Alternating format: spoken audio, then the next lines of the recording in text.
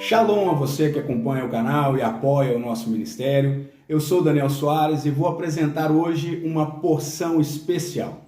Se você puder, já pegue aí papel e caneta, porque o que vamos tratar aqui é de suma importância para os nossos dias.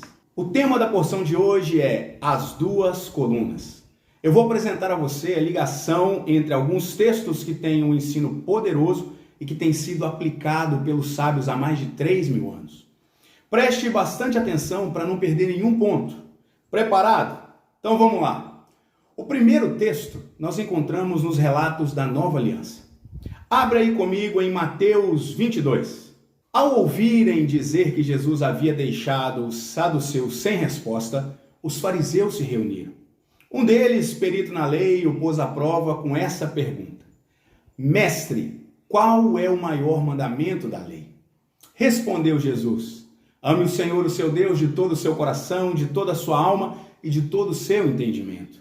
Este é o primeiro e maior mandamento. E o segundo, semelhante a este, ame o próximo como a si mesmo.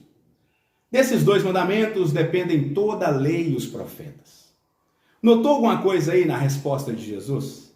Se você notou, parabéns, seu conhecimento bíblico está afiado.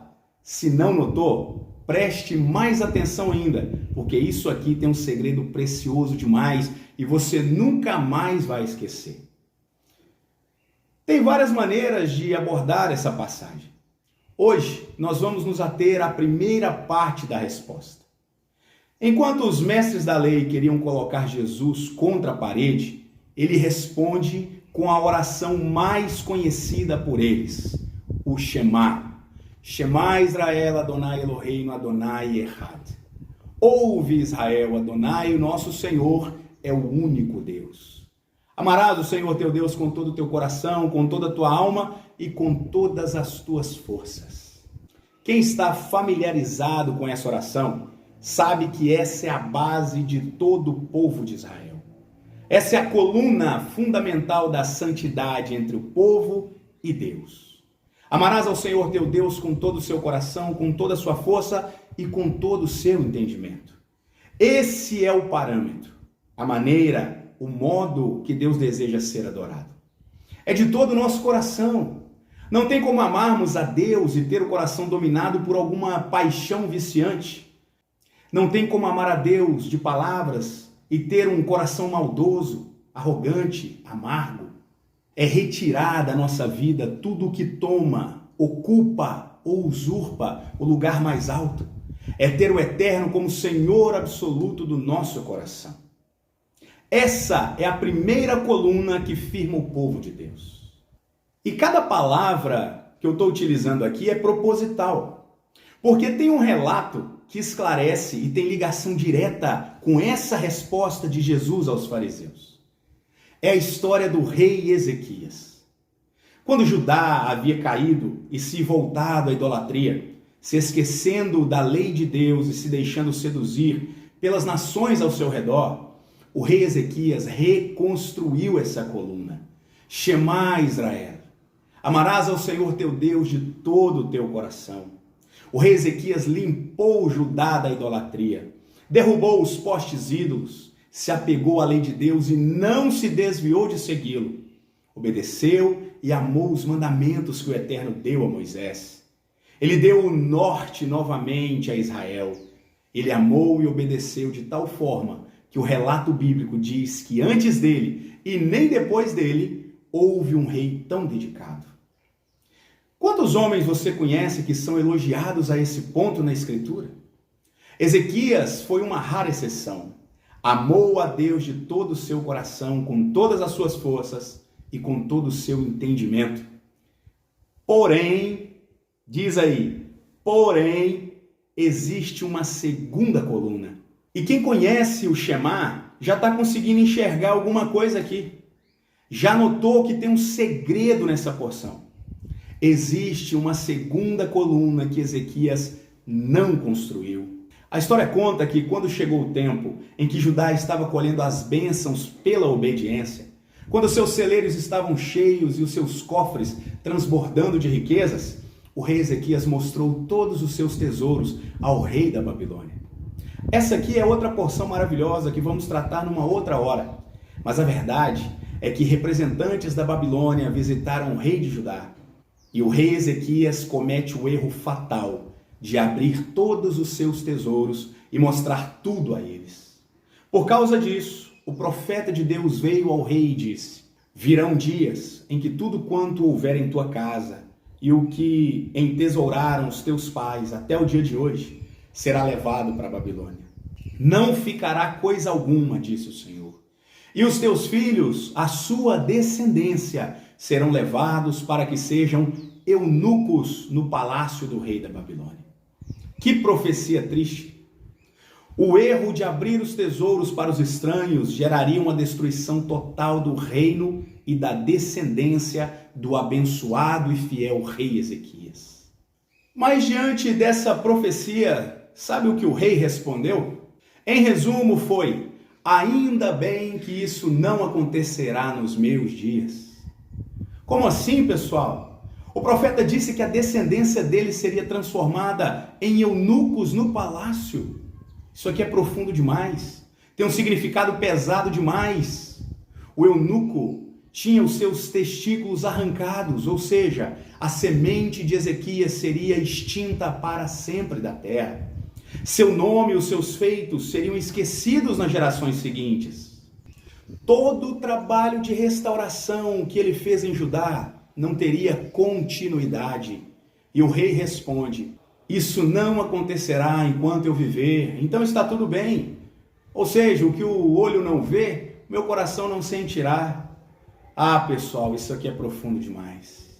Você conhece algum líder assim? Eu conheci vários. Homens sérios, pastores tementes a Deus, que dedicaram suas vidas e o seu ministério ao ensino da palavra nas igrejas, que visitaram casas, que pregaram o evangelho e, levando pessoas ao conhecimento de Deus, dedicaram toda a sua vida. Homens que realmente amaram a Deus de todo o seu coração, com toda a sua força e com todo o entendimento, mas também não construíram a segunda coluna. Que coluna é essa, Daniel? É aqui que entra a resposta de Jesus aos mestres da lei. Pessoal, a Bíblia é linda demais, está tudo interligado. Jesus não deu essa resposta de maneira aleatória. Qual é o maior mandamento? E ele responde: o Shema. Tem um segredo no Shema. Amarás o Senhor teu Deus de todo o teu coração, de toda a tua alma, com todas as tuas forças. Essa é a primeira coluna. Aí ele continua: e as palavras que hoje te ordeno estarão no seu coração. E olha a segunda coluna aí: e as ensinarás diligentemente aos teus filhos. Essa é a segunda coluna. Ensinar com todo zelo aos filhos. A restauração tem que formar sucessores. A visão de amar a Deus com todo o coração não pode acabar em nós, mas tem que ser passada para as próximas gerações. Nossos filhos não podem se tornar eunucos na Babilônia. A semente da obediência a Deus não pode desaparecer da terra. Essa é a nossa tarefa: formar sucessores que darão continuidade na adoração e obediência ao único Deus. Qual é o maior mandamento? O Shema.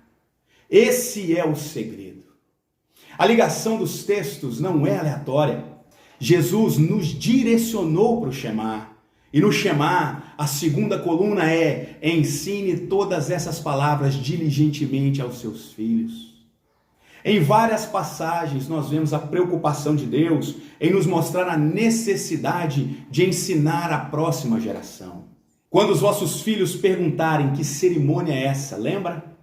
Vocês dirão: essa é a Páscoa do Senhor, que passou por cima do Egito e livrou da morte os filhos de Israel. Em outro lugar está escrito: no futuro, quando seus filhos perguntarem o que significam esses preceitos, decretos e ordenanças que o Senhor nosso Deus ordenou a vocês, vocês lhes responderão: preste atenção nisso, nós fomos escravos do faraó no Egito. Ainda que a geração não presenciasse, eles seriam inseridos na experiência dos pais. Nós fomos escravos, mas o Senhor nos tirou do Egito com mão poderosa. A segunda coluna tem que ser construída. Segundo a história, Ezequias foi o melhor rei de Judá, mas negligenciou a segunda coluna. Não se preocupou com a herança, sua descendência, seus sucessores. O segredo da restauração é firmar essas duas colunas. Amar a Deus com todo o nosso coração, buscar as suas leis e ensinar os nossos filhos a também amar a Deus. Por hoje é isso. Que essa palavra tenha encontrado lugar no seu coração e que você restaure, firmando as duas colunas no seu coração. Que o Senhor te abençoe e te guarde. Ele faça resplandecer o seu rosto sobre ti e tenha misericórdia de ti. Que o Eterno sobre ti levante o rosto e ponha em você a Shalom, a paz.